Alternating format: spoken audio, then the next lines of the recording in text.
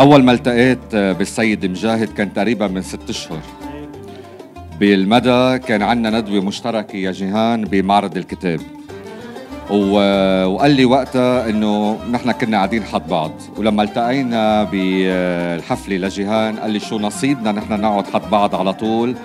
وانا قدام روح التسامح وهالوجه الحلو والاستقبال الاحلى والروح اللي لمحناها بارجاء المكان، بحب اقول له يمكن هيدي انطلاقه لنكفي شغل اكبر نحن ثلاثتنا، جيهان وانا وانت وبوسي شلبي وكل الموجودين، ورابعه الحلوه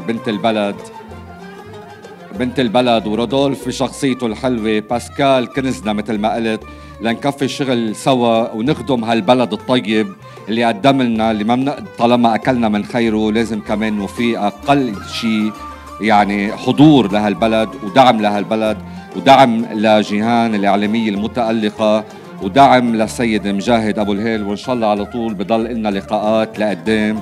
وبحب كمان هون اشكر مش بس جيهان، كمان جندي مجهول بيوقف ورا جيهان، لو سمحتوا زقفوا له، زوجها السيد محمد اللي استقبلنا من المطار وبعده لاخر لحظه موجود معنا. شكرا محمد وشكرا للكل، شكرا.